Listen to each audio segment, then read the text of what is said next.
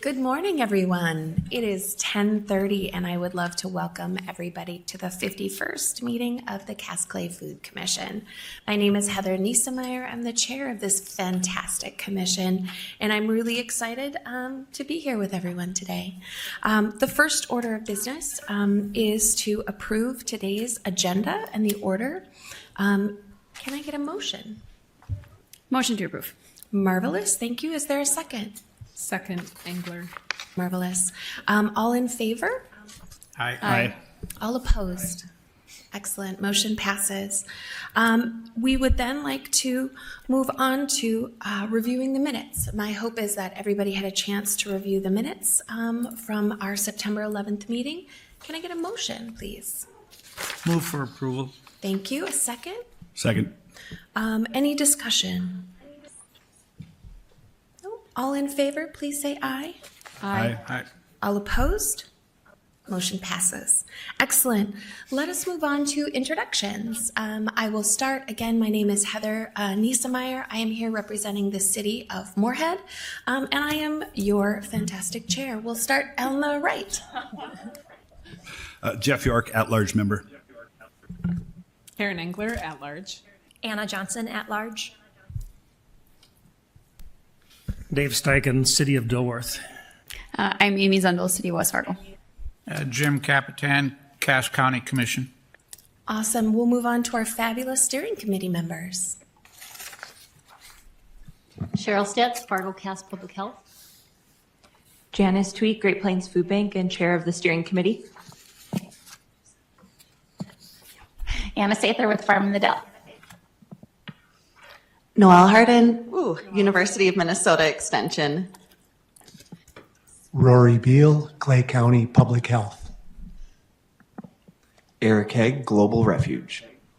Erica Frank, Clay County Planning and Zoning. Adam Altenberg, Fargo-Moorhead Metropolitan Council of Governments. Exquisite. Thank you all again for being here today. Do we have any members online who are joining us?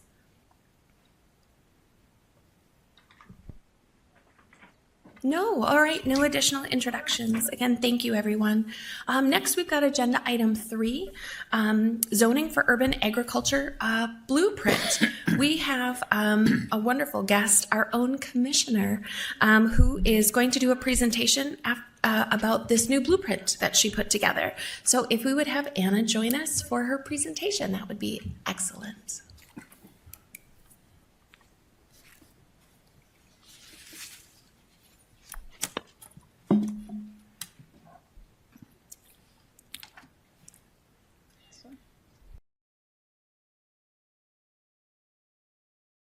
Okay. Hi, everyone. I'm going to apologize in advance for my Darth Vader impression today. I'm a little bit under the weather, but my name is Anna Johnson, and I'm here to present the blueprint draft on zoning for urban agriculture. Just a brief introduction. I am a registered dietitian, and I currently work at Lakes and Prairies Community Action Partnership, or CAPLP, as the Head Start Nutrition Manager. I have served as an at-large member of the Food Commission since January of 2022, and I'm currently enrolled in the Masters in Nutrition program through UND, which is what has brought me here today.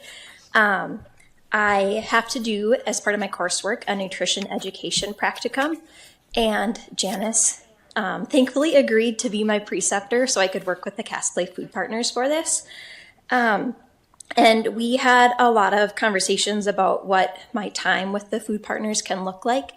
I have to spend a total of 90 hours on this work. So we felt that a blueprint was a good way to move forward because we really felt that for the nutrition education practicum, that blueprint could be a way to educate the community about nutrition. Through some conversations, we felt that zoning was a blueprint that was maybe missing from our current documents, and that is what has brought me here today. So just going through what I'll be talking about, I'll do a background on zoning and urban agriculture to kind of ground us in some shared language around that work. And then I will be talking about some ideas for enhancing urban agriculture using zoning and some ideas for next steps and future work. So as we talk about urban agriculture, it is important to consider local food within that conversation and the benefits that that can bring to the community. So local food is food that's been produced and transported less than 400 miles or within the same state. In the United States, it's a $9 billion industry. And as I mentioned, there's a lot of community benefits, such like economic and environmental benefits. So Urban Ag connects to the topic of local food because it increases the opportunity for food to be produced locally in urban areas. So it can mean food or other crops as well as animals that are grown, produced, and distributed in urban areas. And it could be a rooftop garden, a community garden, just a backyard or a front yard garden, as well as raising bees, chickens, or even goats. I was looking into zoning, I felt it was important to ground ourselves in the history and the complexity with zoning. I'm sure you're all familiar of what zoning is. It can be used as a tool for communities to guide land use and helps provide order and designates police power for long-term development.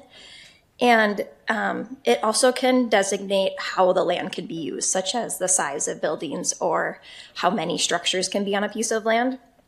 And as we look at the history, ideas or aspects of zoning and regulations have really been around since the settlers first came to the United States.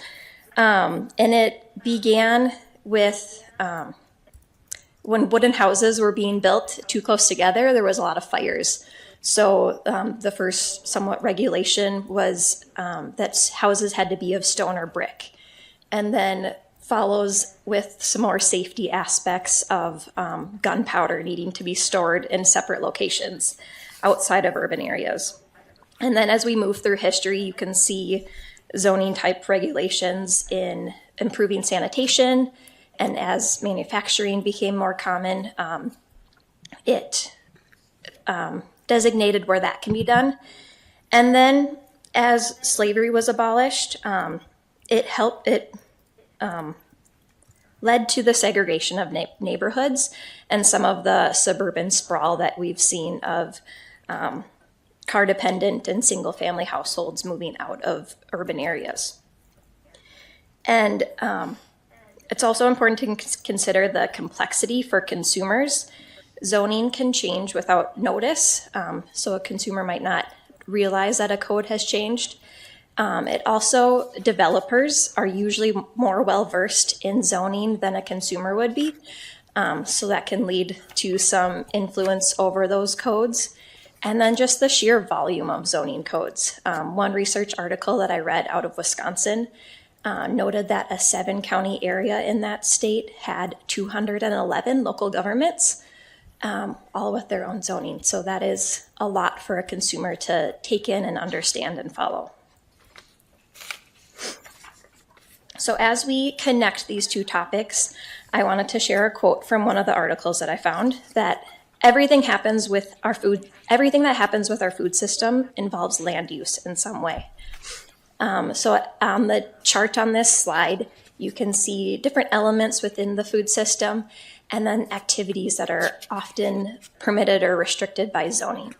And looking through the list, you can note many blueprints that the Cass Clay Food Partners have already, such as beekeeping and composting backyard chickens. So with the urban agriculture zoning blueprint, I aimed for creating a big picture view of this and some overarching considerations that can be considered for all different types of zones. So next I'll be going through ways that we can increase urban agriculture using zoning. And a lot of these have to do with providing clarity, and that will increase consumer confidence and ability to grow and produce their own food. And so the first is Clearly defining agricultural terms within zoning. This can help support the knowledge of what is allowed or not allowed. Austin, Texas, and Boston, Massachusetts are two different communities that do this within their zoning code. And the examples on the right-hand side of this slide are words that Austin, Texas includes in their zoning, such as agricultural use, animal production, community garden, and indoor crop production. Another consideration is clarifying zones that permit urban ag, and this can be done by clearly stating what is permitted or conditionally permitted in each zone. Boston, Massachusetts does this in the example pictured on the slide with a chart of where ground level urban farms are allowed or what zones they're allowed in. And Boston also uses an overlay zone for urban agriculture to just more clearly designate where urban ag is allowed. And then the next couple slides are going to go through some more specific urban ag topics that can be included in zoning. So the first is on-site sales, which designates what producers are allowed to sell on site. The zoning codes that include on-site sales often specify the type or amount of sales that are allowed, and jurisdictions should consider if there will be restrictions on the sales or if a permit will be required. So Portland, Oregon does this with a few different types of on-site sales. The example I have on the slide is for market gardens in residential areas. So just a few highlights from their zoning code on this topic. They only allow food that has been grown there or value-added products that have been grown on site to be sold. They have specific hours that sales are allowed and the number of days that sales are allowed for the calendar year. The next topic is small animal husbandry. So zoning codes that highlight small animal husbandry typically specify the number and type of animals that are allowed, and they usually indicate the space that's required for having those animals. They will additionally include regulations to reduce nuisance issues or concerns. So Cleveland, Ohio, I highlighted their zoning code around beekeeping, and they designate the number of beehives and the space that's required to have the beehives in their zoning code, as well as the location that bees can be in a residential lot, and then some considerations for fences and shrubs, water supply, and things that are prohibited, that those tie to those nuisance issues. Non-commercial production is another aspect of urban agriculture that can be considered in zoning, and language can be added to increase where food can be grown, to increase the ability of consumers to grow food in urban areas. And this can be front yards or boulevards, as we've talked about within the Cass Clay Food Partners, or it could be on public lands. So Fairfax County, Virginia is a zoning code that I chose to highlight. So in residential districts in this county, side and rear gardening is permitted without size or location restrictions. And then they have more recently added front yard gardening to their zoning code language.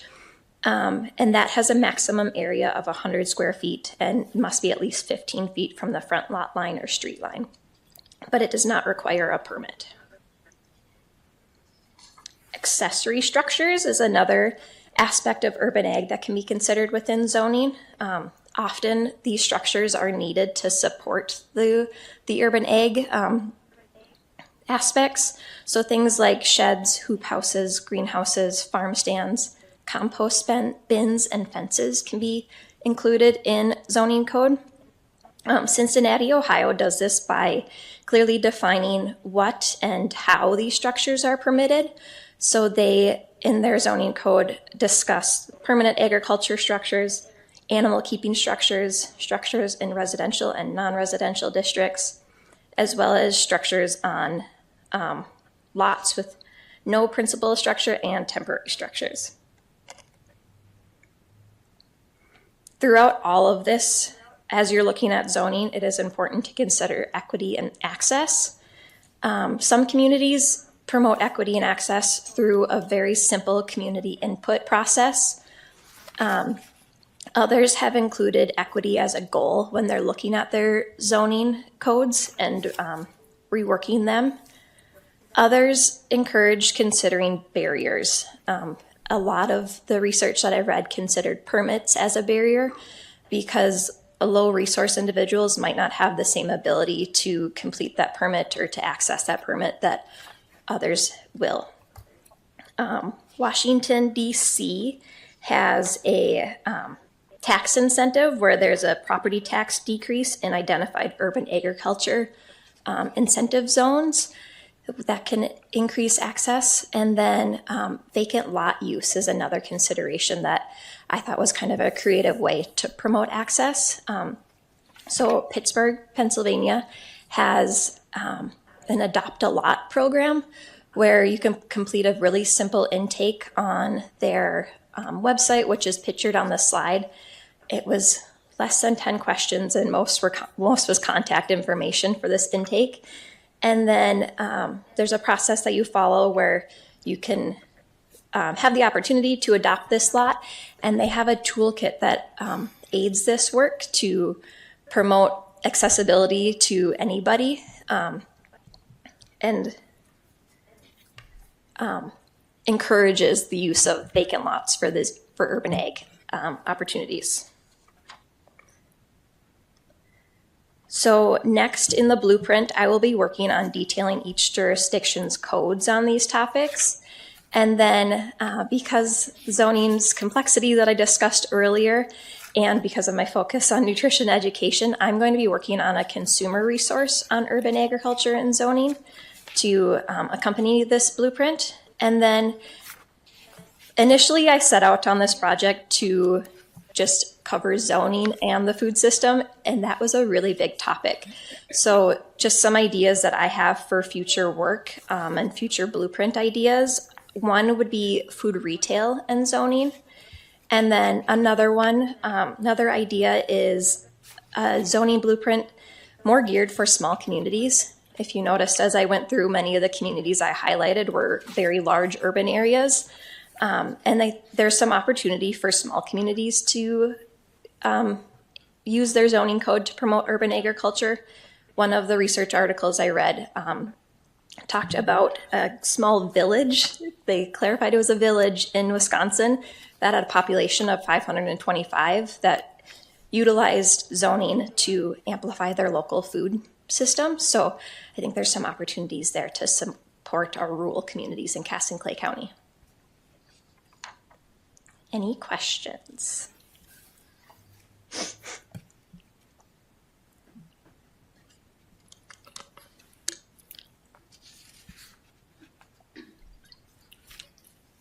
Go ahead. I always have questions. It's a lot that goes into what you just spoke about. I know I have to look at it farther, but you got multi-jurisdictional organizations represented here and two counties.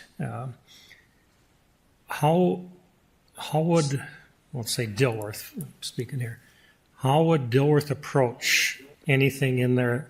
Would they get help from you? Would they get, chickens has been a big thing in, West Fargo, Moorhead, and Fargo has that. And I think Cass County Public Health was a big part of that. How does a person approach whatever idea, whatever topic, whatever? Is there simple ones? Chickens come into everybody's mind, I guess. But how would you approach it, Ms. Johnson, on what a person could do in their own jurisdiction and how they would approach it? As I've been going through some of the zoning codes, I feel that a kind of low-hanging fruit is working on defining the agricultural terms because that can really increase who is able to understand and read the zoning code. And then, as you brought up, there are very specific topics within urban agriculture that we have considered within zoning. So that could be one area to start. If chickens is an interest, then you could start with just one specific topic like that. My hope with this blueprint draft, I have some more time to put into it, so I will be hopefully evaluating where, or adding in language of where the jurisdictions are within our area, so that can give hopefully a better idea of an area to start. Do you hear people coming to you requesting certain parts of the blueprint that they would like more than others? I can't say that I've had that yet, but I've only been working on this for a few weeks, so. Okay. Thank you. Yeah. Yes, Commissioner Zundel. I have a branch off of that question. I know you were talking about doing things like in the different jurisdictions. I'm looking at a lot of this stuff and I don't even feel like we even have something saying you can or you can't do it in a lot of our zoning codes. Does that come up at all for people? I mean, because from my understanding, if it's not in our ordinances, we can't really say you can't do that. And the only things that I'm looking at in here that I would see would be the, chickens, which we recently just added. But other than that, a lot of these almost look like state law issues, like cottage food industry comes to mind and things like that. I guess, in your opinion, is there other things we can do at the state level for some of this? Or, I mean, I think almost on the local level, if we don't have it in our current zone and it's not a problem, is it better to kind of leave it open? My understanding of, from my research is that if it's not listed, it's not permitted. And I maybe have misunderstood that. Someone can correct me if I'm wrong. But so adding in language can more clearly open up and permit consumers to participate in those activities. Okay, so not listed, not permitted. Is that how you do it anymore? What you guys in the county? I'm not sure what the county hasn't really gotten involved in it, I don't think, but I'm assuming that the first thing to do would be go to get this zoning done, is go to your zoning commission to get it allowed, then to the city to make sure that you can, that they establish the rules of what you can grow or how many. I think City of Fargo has up to, 6 chickens you can have? 4, I believe. Something like that, but you'd have to go start it if you have a zoning commission. If you don't, then you go to the city to establish some type of zoning laws where you can do this, I would imagine. Could I I know the county doesn't have anything established at this point because we're mainly rural anyway. And farmers farm and farmers have animals. I hate to put her on the spot, but you got an expert in the back row from Clay County Planning, and I'm on the Planning Commission as well. She probably could answer a couple of those questions for us, Clay County side. Typically, as far as Clay County goes, if it's not a listed use, then it would be not permitted in that zoning district. So yes, it's like Anna said, it's safer to have it listed and defined in the code so that you are safe in whatever activity you wanted to do. Good to know. Any other questions? I'm going to follow up and say I think we've seen a lot of growth in urban ag zoning and policies just in our metro area, but there's lots of room for growth. And I think having some of that language base and how important it is, whether it's 4 chickens or 6 chickens, you still got to talk about, are they female chickens? Are they male chickens? There's lots of things to cover. And I think you're correct. And talking to your zoning board is really excellent. Because while counties and cities both handle zoning stuff, it's important to realize that it may take some collaborative work to get things updated and changed. And it's, if you're going to add chickens, why not add rabbits and bees and all of the other things? But if they're not mentioned, they're not included. And so I think there's lots of opportunity. I was particularly fond of the vacant lot use handbook that I really appreciated having linked in your presentation, as well as the idea of tax incentives for urban ag development and spaces that are doing that. I know we've got some urban ag coming up as a presentation very soon, but I think everybody would be able to find something, regardless of their jurisdiction, to work on that would really impact the citizens. And I like the included element of how groups decide what to take up, right? Is it community input? Is it development? What's the impetus that drives that? And so I appreciate you mentioning that in your presentation. Just as context, so Anna Johnson is here presenting her first draft to us today.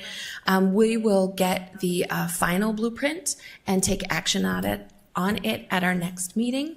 And so if you have any insights or questions, please reach out to Anna with additional inquiries or just really great kudos. So thank you very much for being with us today, Anna. Thank you. Oh, wait, I missed a question. Sorry, just a consideration when we're talking about barriers to access with the vacant lots is one thing that varies differently among the municipalities here is hydrant use permissions. Moorhead, wonderful, great, lets gardeners tap into the fire hydrants. They work together with them. City of Fargo is absolutely hostile to the idea of letting people access the fire hydrants. I don't know what happened in the past where they're so against it, but for example, we have the Yunker Farm Community Gardens up by the airport. There are 3 fire hydrants along there, and this becomes an accessibility issue. Gardeners, if you want to garden at the only publicly available rentable community garden plots provided by the Park District, you have to carry your own water there. You have to load up water barrels, water jugs, jerry cans to get water there, even though there are 3 fully functional fire hydrants right there. And so they've been approached, City of Fargo, with like, can we do water towers there with a IBC container or rain barrels? Maybe the firemen who know how to use the fire hydrants can fill them up once a week. All of these ideas were just shot down, and there was no consideration for the accessibility side of that. So as we look into can vacant lots be used as gardening sites for urban agriculture, the 3 things you need to grow food: land, sun, and water. You should never plant a community garden if you're missing one of those 3 aspects. And I think that is something that needs to be considered as we look for creating these blueprints for the cities and municipalities to follow. Thank you. I appreciate you sharing that consideration of perhaps maybe something some local metro municipalities could take up first based on the new blueprint. And again, we'll be reviewing that and voting on it at our next meeting, which is January 8th, 2025. And thank you again, Anna, for joining us with your presentation today. Next, we'll move on to agenda item 4. We've got a Farm in the Dell presentation. We've got Anna Sather with us here today to talk more about this great organization and the work that it does in our community and urban ag. So welcome, Anna. Thank you for having me. I'm just going to switch computers here really briefly.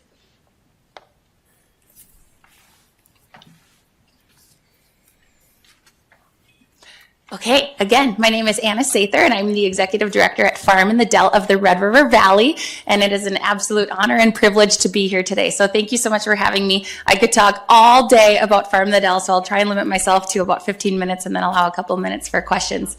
But I'm actually going to open with just a really brief 2-minute video that really helps open up and share the story about Farm in the Dell. So bear with me just for a second. I hope the volume works.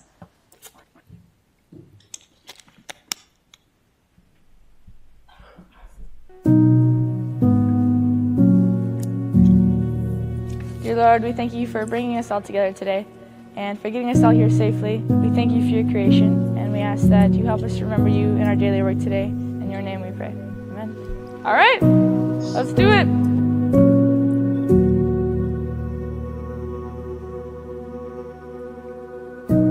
Farm in the Dell, its main purpose is for the engineers. We're not here for the produce. We're here for our local communities and for our engineers.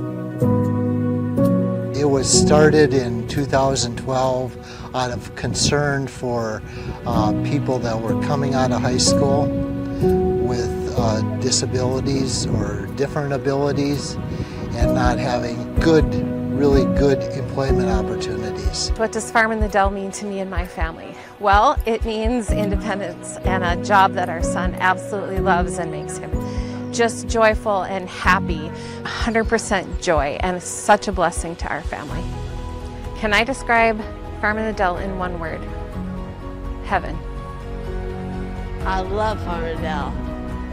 Joe! Being outdoors, team, they work, they enjoy, they come here, they have fun.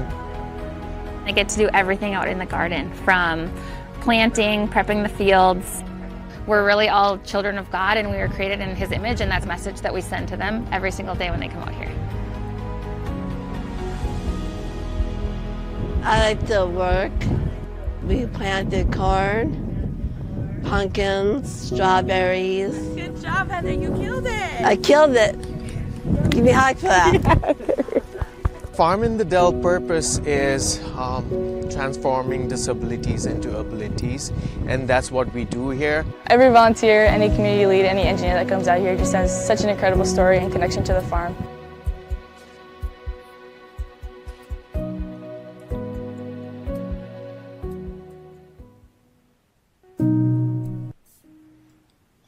I get goosebumps every time I watch that. And I just feel like it does such a wonderful job illustrating what we do. And I know many of you have actually been out there to see the farm. So thank you for making the trip out there. We're a nonprofit just a few miles north of Moorhead. We have a 25-acre spot of land out there where we have a beautiful garden setting. But our overall mission is to transform disabilities into abilities. We do that by providing meaningful work and life experiences in a community farm setting for individuals with developmental disabilities. So the individuals that come to work with us, they come to us with, many challenges in life. They come with cerebral palsy, autism, Down syndrome. They were all dealt a hand in life that, no amount of money, hours in the field, or boxfuls of produce can fully solve. But we're here to make sure that they get a regular and a steady paycheck. We're here to make sure that we can teach them skills, so what it takes to run and operate a garden. They're with us from everything from planting through harvest, and also the distribution piece, which I'll get to a little bit later. And also the soft skills of what it takes to, work as a team member. We huddle every morning, and we talk about the tasks of the day. So we're teaching them how to, hear that task and understand it, and then go implement that task. We're teaching them how to work with a supervisor. And another big one is how to stay positive when things get tough. There's a lot of elements that they experience out at the farm, such as wind, heat, rain, mud, lots of different things. We're, constantly changing the direction of the day and the tasks at hand based on the weather. So, learning how to adapt is a huge thing. And then lastly, we make sure that they feel respected and cherished and lifted up and loved in the way that they all deserve. I'm going to skip around a little bit here, but there we go. So actually, Farm in the Dell was founded back in 2012 by a group of Moorhead parents. They each had a senior in high school at Moorhead High with some sort of disability or challenge, and they just weren't sure what the next phase of their child's life was going to look like. And a huge question mark that they had was employment and how their child was going to provide for themselves. They did a lot of research, and they found out about Farm in the Dell International, which was formed in Montana in the 1980s by a man named Lowell Bartels, and he had actually done a lot of research back at that time and found that in the Netherlands, they actually take such wonderful care of the disabled community. They send them to live in the dells, so among nature and animals and plant life and in farm settings. And it was such a wonderful concept that he brought it back to the United States. And so when this family when this group of families back in 2012 found out about the mission, they caravanned out to Montana. They met with Lowell. They fell in love with the concept, and then they brought it back to the Fargo-Moorhead area. They started off on a 1/2 acre plot in South Fargo. And at the time, it started off as just a really small garden with a group of really dedicated and wonderful volunteers. In 2015, we actually moved out to our current location, just north of Moorhead again. It was actually originally a single family horse ranch at the time, and it's been a major labor of love to get it to what it is today. It used to be pasture. This family lived out there. Excuse me. So again, very big labor of love to get it to this point, tilling up the fields, renovating the barn. And we now have 30 garden engineers who come and work the fields. Again, I said April through October. So it's been a really wonderful experience to get it to this point today. And I'm so grateful to be a part of it. I joined the team last January, so I've been here for about 2 years. I'm going to jump back to this slide just for a second. So I was talking about the experience that the garden engineers get. So they come out every April. They get to be a part of planting the seeds into the ground. They get to be a part of transplanting the seedlings, and then they spend the whole summer tending the garden. They come to us through multiple agencies that we work with, such as Ann Carlson Center, CCRI, Heartland Industries, etc. So these clients that we work with are coming with job coaches, but we also provide supervisors on staff to help direct what the farm tasks are of that day.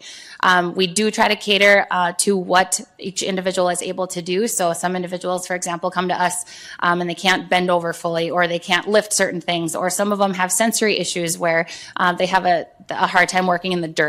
But we make sure to try and do our best to try and find tasks that they are able to do. And I will say it's really exciting because there's been such interest recently in Farm the Dell that we actually have a pretty lengthy waiting list to get onto the garden engineer team, which is really cool. We do sell produce to the community, and that's what I wanted to spend time focusing on today. There's a lot of different ways to buy our produce out at the farm. So the biggest one, and the biggest way that we distribute our produce is through the CSA model. I'm going to skip to the slide and then go back. If you're not familiar with CSA, it stands for Community Supported Agriculture, and it's a really unique model where consumers can make a down payment in the spring, and that helps pay for things like wages and seed and equipment and things like that. And then the shareholders, we call them, get weekly produce from us during the entire growing season. So like any traditional garden, we're starting harvest in about early July. So that's when the families can come out and receive their produce, and then that goes through about early to mid-September. We do have drop-off locations in town, and once shareholders pick a location and a time, they stick to that for the whole season. We do have a couple in town, but we do also have a couple of pickup times at the farm as well, and we really heavily encourage people to pick up their produce at the farm because that's when they get to see where their food is grown. They get to walk and tour the fields. They get to see how it's grown and learn more about that, and they also get the opportunity to meet the farmers that grew their food, the garden engineers, and that's really where the magic happens, in my opinion. There's a lot of benefits to being a part of a CSA program. Farm direct produce, like I said, again, you get to know where your food is coming from.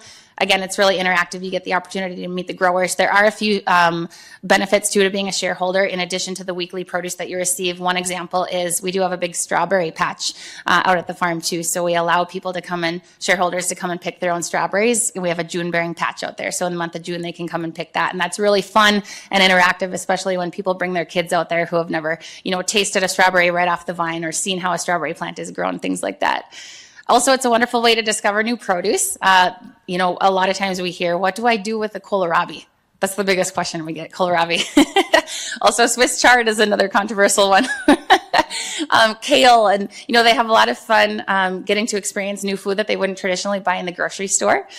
It is inexpensive for the amount, the variety, and quality that they receive. And also, again, you get the opportunity to support a wonderful mission in Farm in the Dell and supporting the garden engineers.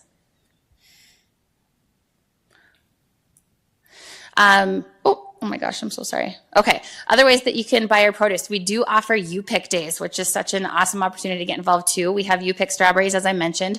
We also feature U-Pick flowers and U-Pick herbs, which is another big draw to the farm, and also U-Pick pumpkins. We would love the opportunity to explore other U-Pick opportunities, but looking at potentially 2025 for that, maybe U-Pick corn, U-Pick potatoes, things like that. We do have a lot of special events, which I'll get to in a moment too.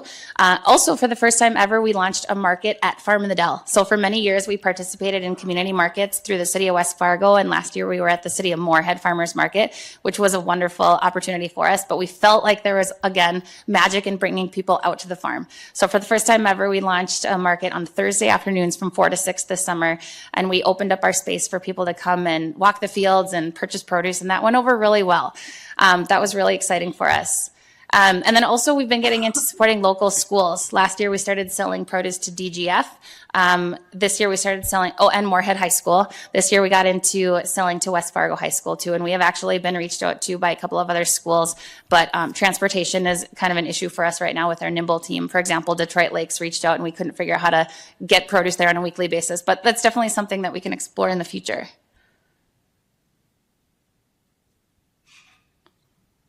So just a couple of things I wanted to highlight in particular that were exciting for us this year. And actually, I'm going to go to the slide first because I just mentioned it. We did have the opportunity to more heavily start working with the West Fargo Public School District. It was really exciting because we actually reached out to them at the end of the growing season this year. And, we said we have some bountiful crops this year. We have extra potatoes and extra corn. Would you guys be interested in buying any? We made a big delivery to them in early September, and they said, this is fantastic. We would love to support local farms like this. How can we work together more in the future? So it was really cool because we made multiple deliveries in the month of September of both corn and potatoes. As you can see here, they took some pictures in the Harwood Elementary lunchroom, which is really cool. They said what we were able to deliver them was able to get to 2 different elementary schools, and they have 23 schools to accommodate. So we're going to sit down and have some conversations with them in January, February of this year, planning out, can we dedicate part of our garden to supporting West Fargo Public Schools? And that's something we would love to explore. So there's a lot of opportunity there. Another one that I wanted to feature too is we recently this summer partnered with Case IH to grow food for the Great Plains Food Bank. It's something that Case IH has done for many years on their property as they've grown crops to donate to the Great Plains Food Bank. When Case IH ended up building their test track out on I-29, they lost access to that land. And so they actually approached us and said, could we ever use your space to grow these crops to then donate to the Great Plains Food Bank? And it has been a beautiful partnership. I see a couple of representatives here today. You guys they had come out to the farm to help with both planting and harvest to support that mission. And Case IH ended up paying for the operation, and we were able to be the ones at Farm in the Dell to work the fields. And then the 3 organizations came together for harvest. So that was just a wonderful way to use the space that we have to support the community. I just had some pictures here. I'm going to skim over them just because of time. There are so many different ways to get involved at the farm. We do have a lot of volunteering opportunities. That's one thing that I'll mention from this list too. If you guys have any interest or know of any service groups or school groups, church groups, etc., that have any interest in coming and learning how to garden or just spending time out in the fields with our garden engineers, there's a lot of opportunities to get involved. We have multiple regular signups for volunteer shifts each week, and then we can also accommodate large groups too. So if that's something that you guys have interest in learning more about, we have information on our website. I did want to talk briefly about the events too, because that's been both an exciting thing and also a challenge with Farm in the Dell recently. So Berry Breakfast is one where in the month of June we have groups of people come out and volunteer with the garden engineers for a regular volunteer shift, and then they get to go pick strawberries from the strawberry patch and then join in fellowship eating those berries over an oatmeal breakfast a couple times during the month of June, which is really special. We also have, I talked about You Pick Produce Days. Table to Farm Dinner Series is a really wonderful event that we launched for the first time last year. We harvest a lot of produce from the garden, and then we hire Heart and Soul Cafe, another nonprofit in town, to cook up beautiful multi-course meals for us that is then served during a ticketed event in our barn. And we had 3 meals last year and 3 meals this year where we have keynote speakers come into, and it's just a wonderful evening of fellowship, again, where the community can come out, meet the garden engineers, see the fields, etc. Then we also have we call it Fall Festival, but it's they've been actually doing this for many, many years. This is a big traditional fall event where kids can come and pick pumpkins, ride the barrel train, play carnival games, get involved. It's a really fun one. And then I just wanted to make note too, that it's been a little bit of a challenge trying to figure out how to continue, because it's been such a blessing for us that we have this space out here in order to, bring the community out and learn about what we do and get involved with the garden engineers in the garden. But there's been some red tape that we've had to get through too and we've been working really closely with Erica, so thanks to her for those efforts. But we did apply for a temporary use permit last year, and there was questions I know on if we're holding events out there, what is the bathroom access like? Is there highway congestion? Is there noise? Where is our food coming from and how is it prepared? Where is our water coming from, etc.? So we were able to get that approval for a temporary use permit and now a conditional use permit this year. There was also questions on how close we are to neighboring buildings, because technically our barn that we host events in is too close to the neighboring house in order to hold events, but thankfully we were able to get that approved from the county as well. The one hang up still is that because, and please speak in if I'm not saying this appropriately, but because the county does not have a building code permit, that falls on the state. And so currently we're working with the state on that right now. And they're saying in order to keep holding events like this at the farm, there's a few hoops we have to jump through. And just to give an example, one of them is we would need a sprinkler system in our barn in case there's a fire. And that it would be a huge expense for us right now. We've spoken with companies in town that do sprinkler systems, and they said because we cannot tap into city or rural water, we're going to have to get a tank and a pump out there. And that paired with the sprinkler system alone is going to be about $90,000 to $100,000, which is something that we just simply could not afford. So if you guys have any ideas or, on how to continue to navigate this, I would be open to that feedback. I'm going to cut myself off there because I'm at time, but does anyone have any questions? Yeah. This is more of a kudos rather than a question.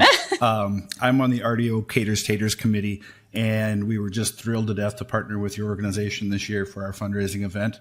I got to meet a lot of the garden engineers, and I've been doing this for about 20 years, and this was one of the better ones. Sold out of potatoes and everything. Passion and energy. Good on you.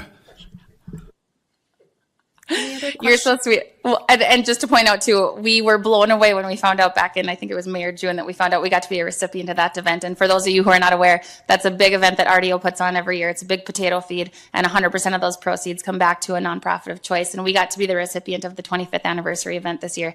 And we just revealed the check, and we got $108,000, which is the biggest gift that we've ever received. So thank you to RDO. This is huge for us. Yeah. I like where your head is at. Any other comments, questions, kudos? Yeah. Everything that Ms. Sather has said is absolutely correct.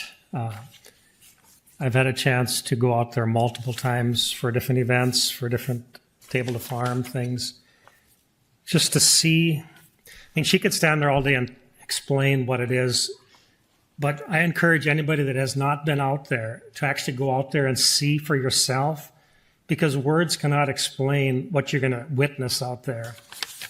Some are very quiet, some are very outgoing. You got the whole gamut. And I just wrote down some words when I've been out there. Excitement. The volunteers really, truly, I'm guessing, look forward to every chance they can go out there.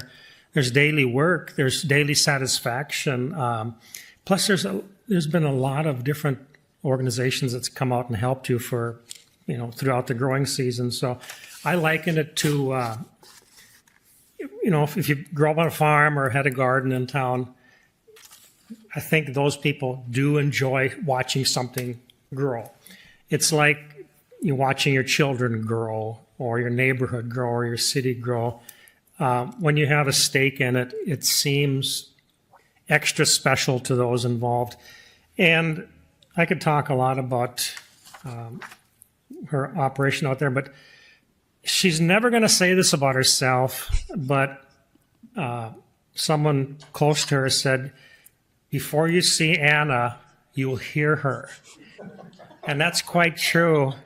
And that's a great thing. I mean, she's like the perfect person to help run this, but she's got a fantastic not council, but a board that helps, that are constantly working. And I got to know a few of them quite well.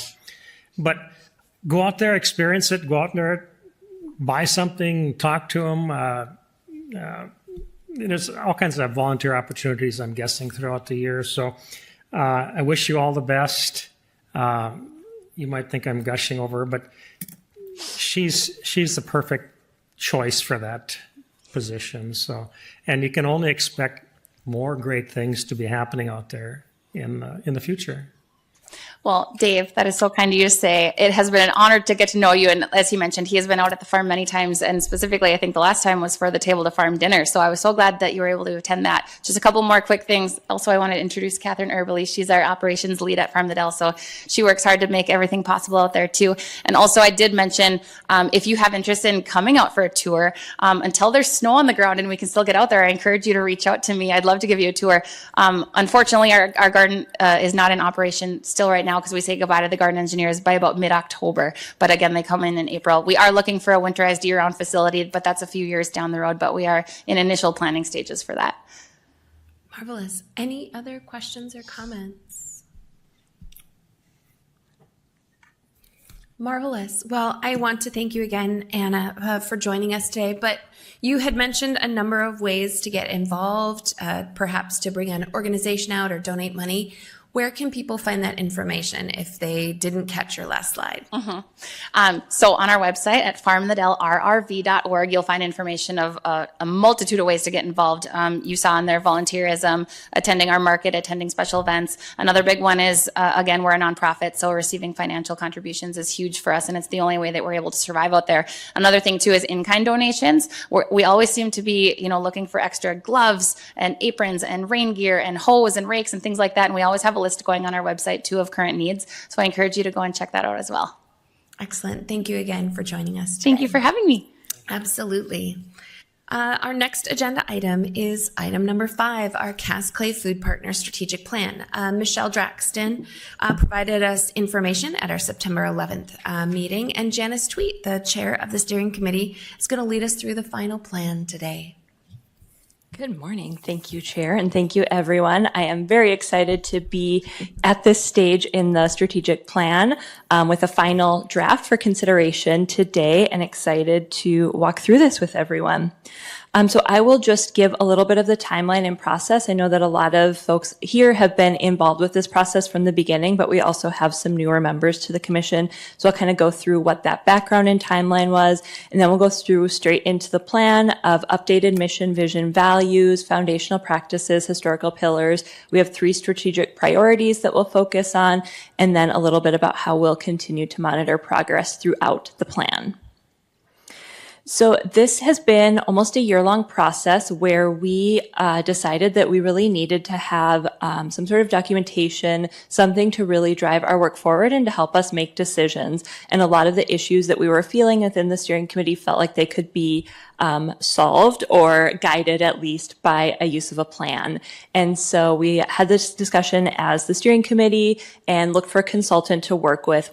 As we have shared many times, we're fortunate that we've had a stipend since we've been able to participate in that community of practice that we were in. So really wanted to be able to utilize that funding to be able to bring in an outside member to really help guide us through this process and give it kind of that outside unbiased perspective as well as professionalism to it that we felt like we didn't necessarily have the skill set for represented. So we were able to work with Jeff Schatz and Associates here in the Fargo-Moorhead area. For those of you who know Dr. Schatz or don't know, rather, he was the superintendent of Fargo Public Schools, has a consulting business now. He's worked with Fargo Parks, Emergency Food Pantry, Hero, just a number of great organizations around our community to help guide them through their strategic planning processes. And so we were fortunate to be able to work with him throughout this process.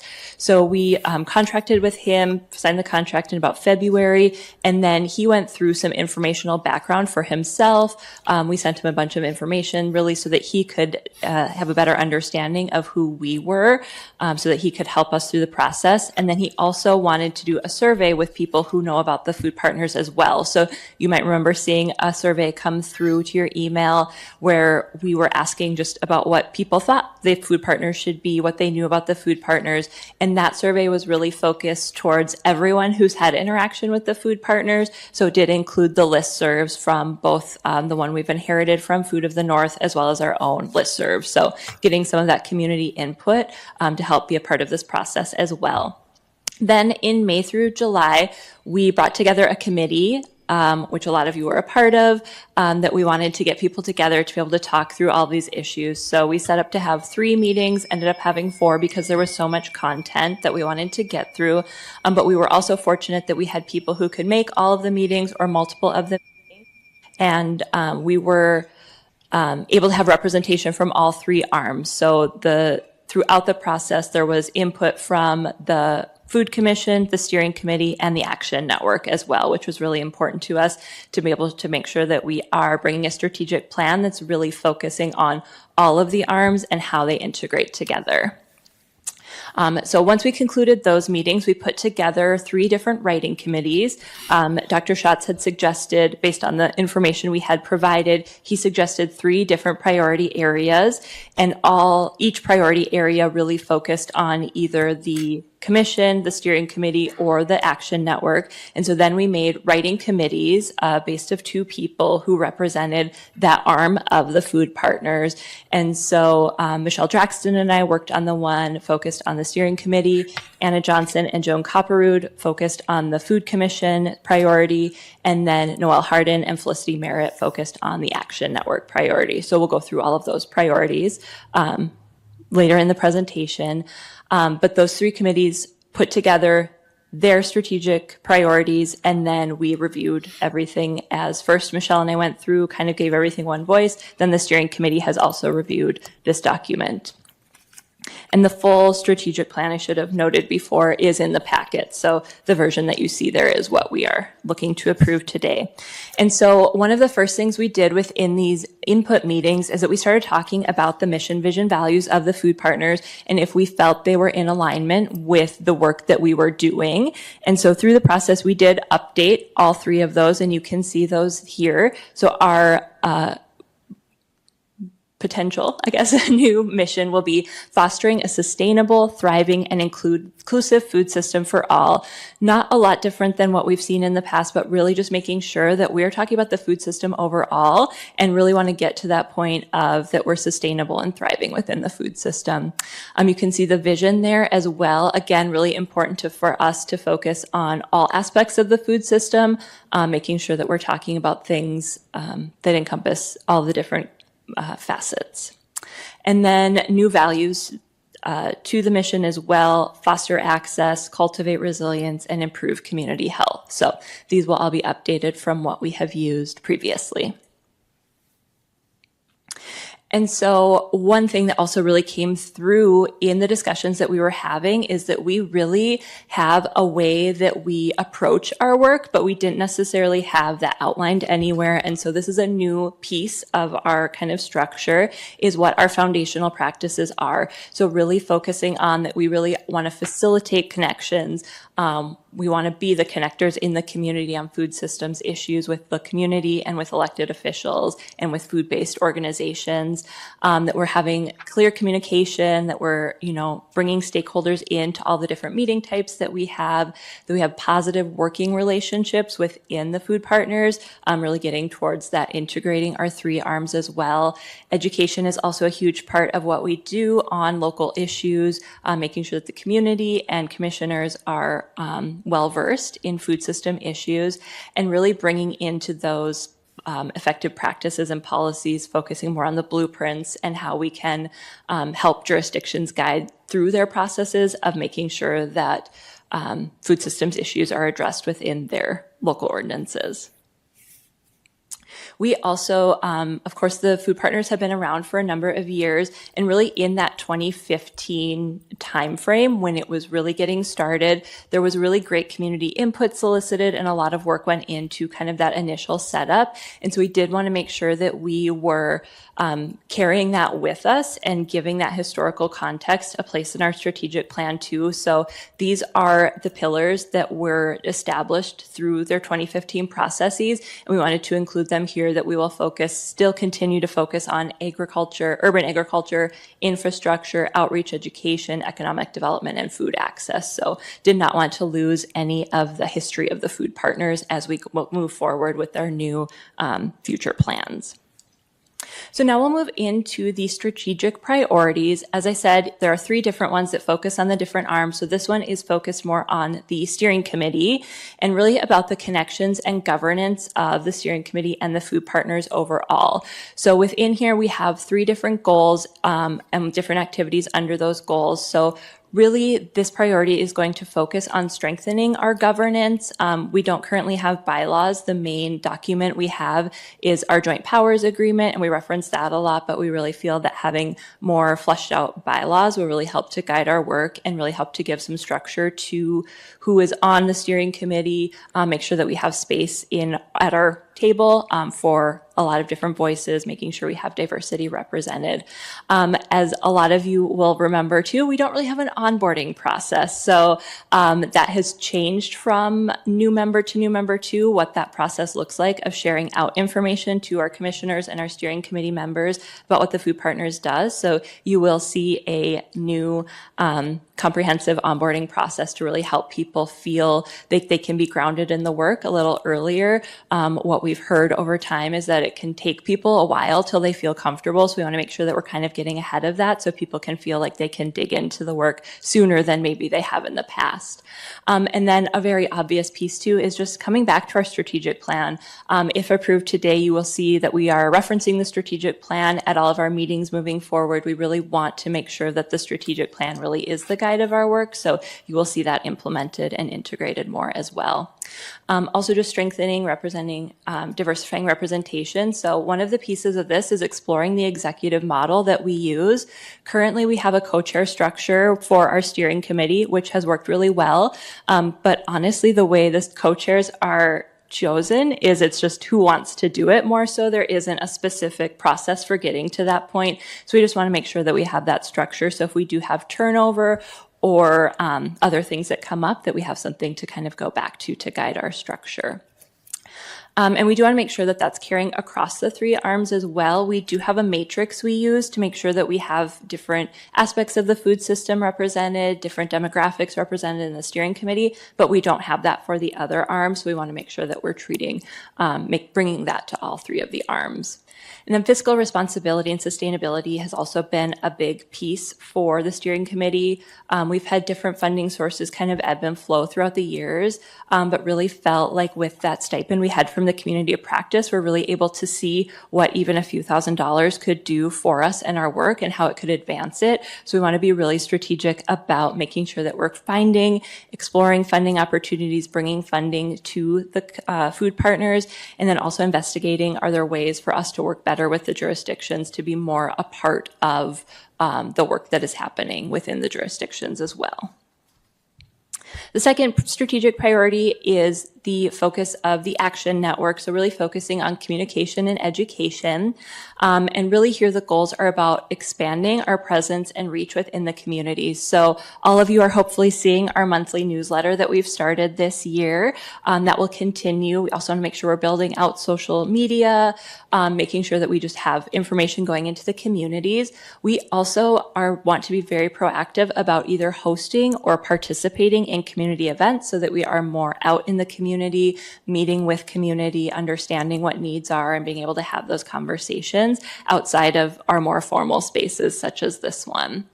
We also want to dig more into the educational materials that we have available. So as we've had different ordinances adopted, we'll make little information sheets on them, but we want to make sure that we're being really inclusive of all of the policy areas that we cover and have information on, and all of our jurisdictions as well. Make sure that as for example, with West Fargo passing chicken ordinance, making sure that we have materials that match what we have for the other jurisdictions. So that kind of bleeds into the enhancing the resource material. We also want to make sure that we're reviewing all of our materials as cities decide, once you adopt an ordinance, you're always looking at updating it, reviewing it. We want to make sure that we are being purposeful with our documentation as well so that our materials are staying fresh and relevant and not missing information. We really want to make sure also that we are really building out the Action Network piece of our work and bringing the community more into the work as well. So really promoting the public engagement opportunities that we have within this space, having other events where we're really kind of connecting the three arms as well within the public. So more to come on what exactly that looks like, but definitely will be a piece of the work moving forward. And the third strategic priority, focus more on the commission. And so policies and practices, really focusing on the blueprints and making sure that we are utilizing our blueprints and that our blueprints are comprehensive. And so we will be able to assess what blueprint topics we have, where those gaps are. In Anna Johnson's presentation, had some great ideas just from what the zoning pieces look like and where we can build out more. So really having that breadth of where we should be having these blueprints for, and then that make sure that we're going through and updating our policies as well and the blueprints and making sure they're relevant. We have done that little bits over time, but some of them we know haven't been updated since 2017 or even before. And so I want to make sure that we have a regular cadence to that as well. So again, these are living documents that people can go into their communities and use today instead of kind of having to find more updated information. We also want to feel that the steering committee is more connected too, and so we want to be able to go out and present, make a point of presenting to the councils and commissions so that you are able to have us at your commission meetings, sharing with your colleagues on your commissions and councils, and then engaging more with the commissioners so that you know what the blueprints are, and just similar to the conversations we had around zoning this morning, how we as the steering committee can help you identify and bring some of these issues back to your communities. If you're hearing about it too from your constituents, that you're able to contact us and have us help be a part of making those ordinance changes. So with monitoring progress, once we dig into what activities we're really doing, we'll see this more fleshed out. So it's really with the document within here is just a very basic guided template. But what we'll plan to do is end of every year, we'll make a work plan for the next year. This strategic plan will also be a 3-year plan. So really we're looking at implementing in 25, 26, 27. So we'll determine the work plan for the next year, then track the anticipated activities that will be under each of those goals for the year. And then, as I said earlier in the presentation, we'll really bring that back to each commission meeting as well so that we can together kind of track and see the progress that we're making towards our goals. And so with that, that concludes the strategic plan. Are there any questions about the draft in front of you?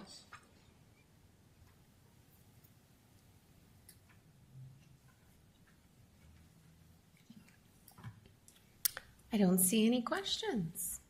I want to thank you, Janice, for chairing these efforts and coordinating, as well as everybody who served on the groups and those survey takers of the world who participated in helping this very important work move forward.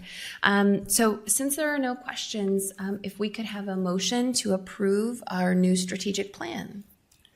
So move. Thank you. A second? I'll second. Marvelous. Any further discussion? I don't have any. I was a part of the strategic. I was amazed. I was just thinking you're going to go in there for a day and talk about it. But sometimes we would spend quite a bit of time on a phrase or a word, which is very important. So a tremendous amount of work has gone in, and then to planning it, to carrying it out, and to writing it. So I'm full-heartedly behind the plan. Marvelous. Thank you. Any other discussion items? I agree with Dave. That was a fun process. And then just to see it all come into a packet. Thank you to the writing group. That looks amazing.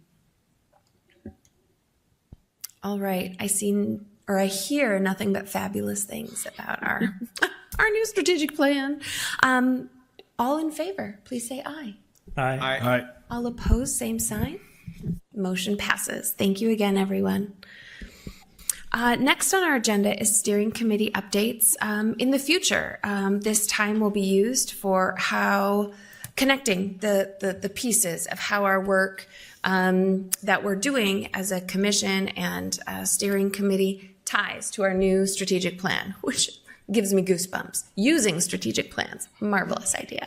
So Janice, do you have any updates today from the steering committee for us?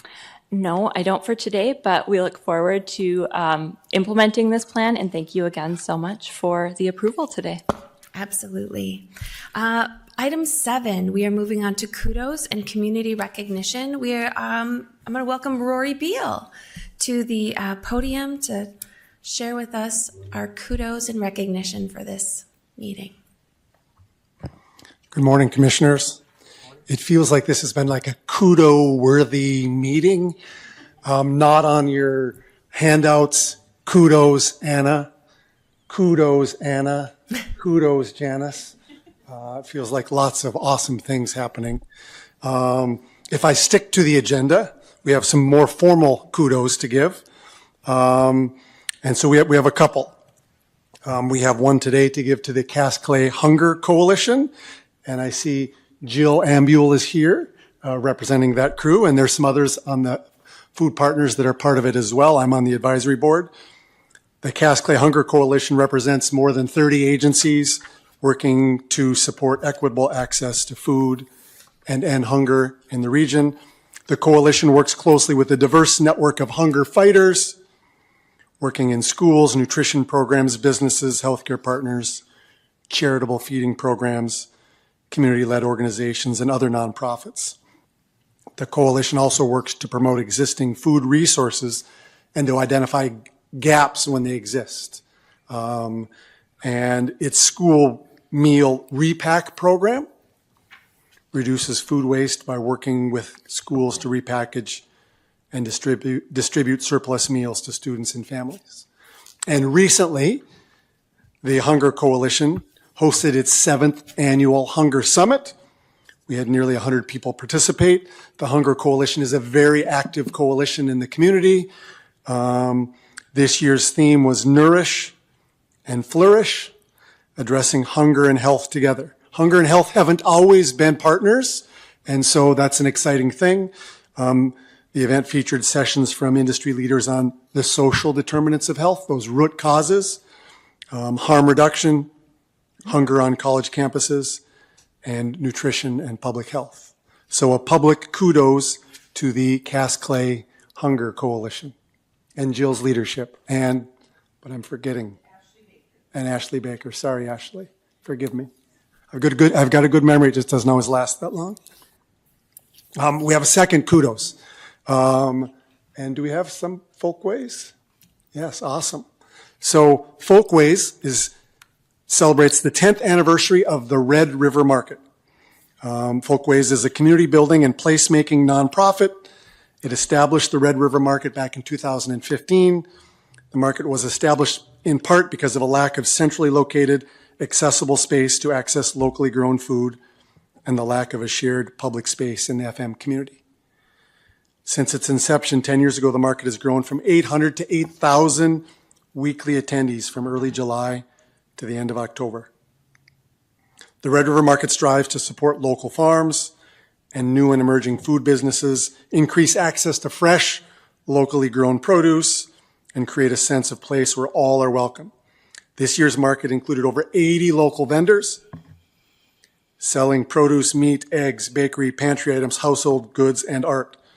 Market vendors accept SNAP and EBT benefits for eligible items, and participants receive up to $15 matching funds. The market also partners with Matt Bus to provide free bus rides to and from the market. I can say I go to the market regularly. It's my chance to meet with my young adult daughter. We look forward to meeting there. We love local food, but there's an atmosphere. When Dave talked about the atmosphere at Farmer in the Dell, there's an atmosphere. Our dog loves to go there, and because there's other dogs, and it's a very pet-friendly environment. There's wonderful music, and so it's something we do many weekends out of the summer. And so kudos to Folkways for the leadership and the courage to get that started and to sustain it over the last 10 years. Thank you. Thank you, Rory. I am just going to add kudos to both of our groups. The Hunger Coalition Connecting Hunger and Health, I think, is absolutely outstanding. And combining resources and efforts. Sometimes we all think we work in silos, but this group particularly looks to break down those silos and really increase resources throughout the metro area, which I sincerely appreciate and have been able to see benefits in the organizations and the agencies that I work with. And Folkways, Rory, you said it all. It's an environment that people go to. My family has baked goods traditions at the Red River Market, and to be able to see the community space building events that come out of Folkways throughout the metropolitan area, I think is really beneficial in the access to food, our local food systems. And so, again, I appreciate those who attended today to hear their kudos and recognition in person. Any additional kudos or comments, recognition elements? No. We'll move on to, oh, absolutely, sorry. Can I just ask if either group wants to share anything else? Yes, that would be wonderful. Would either like to come? I know. Now you're put on the market, the docket, not the market. Yeah, come on up. Share some comments about what you've got going on, new things.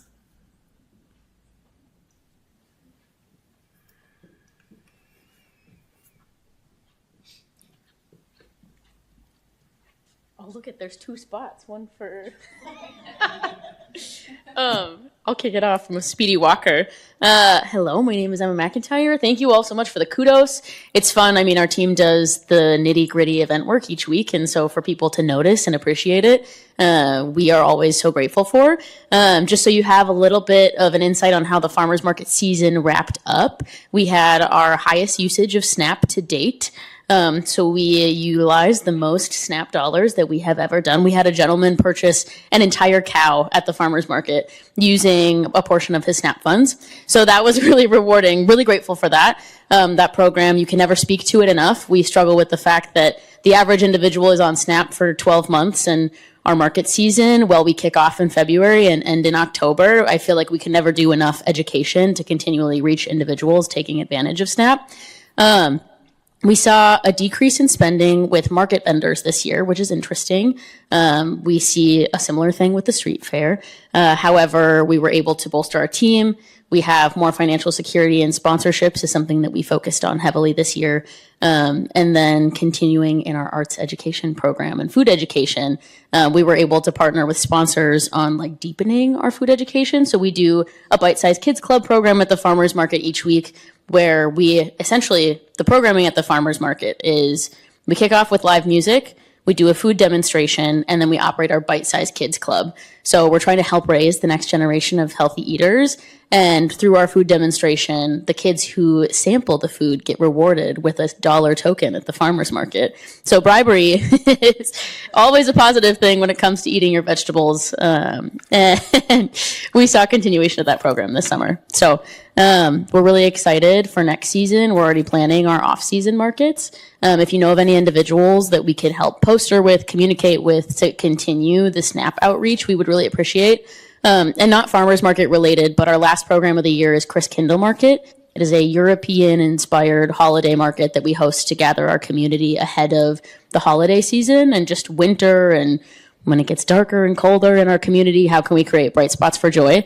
We're looking for organizations to give free tickets to. So this is our only ticketed event of the year. It is $5. Kids are free to attend, but we want to make sure that we continue to increase access to our programming. While all of our other programs are free, we still want to reach those who would enjoy joining and participating. So we've allocated tickets to the Jeremiah program. If you know of any other organizations that have individuals that would find value in joining us and potentially could use a free ticket, we would love to share. So that's maybe my ask. Marvelous. Thank you. Oh, that is my phone. You don't want to take it with me. It'd be kind of fun. Hi, I am Jill Ambule. I am the coordinator for the Cass Clay Hunger Coalition. Thank you so much for the kudos and the recognition for the work that's being done. Ashley Baker here with me was a part of planning committee for the 7th Annual Hunger and Health Summit and was instrumental in making that event happen. We may play it cool and collected the day of, but a lot of work goes in to making that event happen, from sponsorships to attendees to just the basics of the day. So super thankful for those of you that were able to attend and be there with us that day. Moving forward, I really appreciate your kind comments about the coalition. This is my second year in the coalition. It was my second Hunger and Health Summit. And so this year, one of our big things will be going through and relooking at our strategic plan. So I'm very excited about that. I've had some time to settle in. We've got some new people that are joining us, new organizations. We've really seen some growth within our attendance and the engagement that we're seeing in the work that we do. So we look forward to continuing that. Thank you. Marvelous. Thank you. Miss Emma, what you referenced off-season market. What is the off-season market? Yes.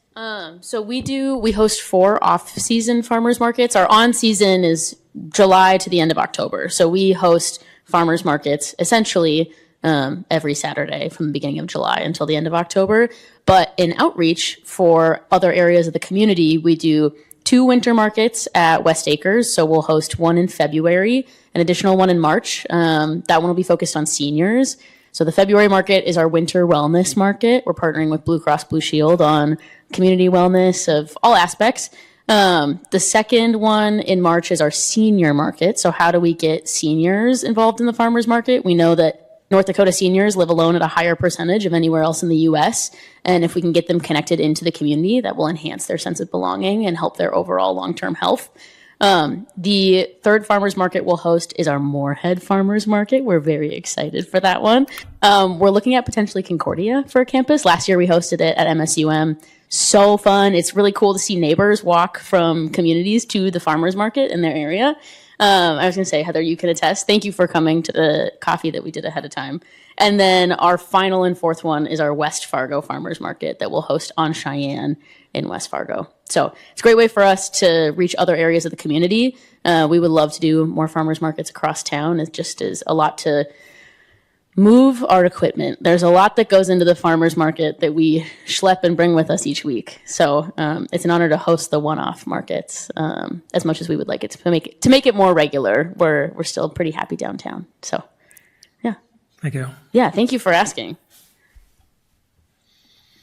Before they leave, any other fantastic questions for them? Our kudos and recognitions groups? I mean, they may try to get away eventually, but no? Marvelous. Thank you again for being here, but also doing amazing work within our community. It is much appreciated. Thank you.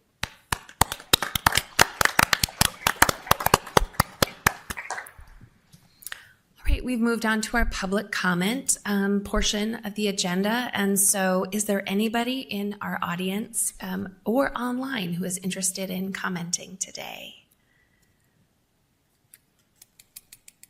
No, as a reminder, the packet has a comment form for people to fill out. We encourage community engagement with this commission, and comments are always welcome, as well as attendance online or face-to-face. Commission and steering committee roundtable. So did anyone have any comments that we have not covered for today's meeting? Community updates that you have from your own community, ordinances, events, magical things that deal with food systems?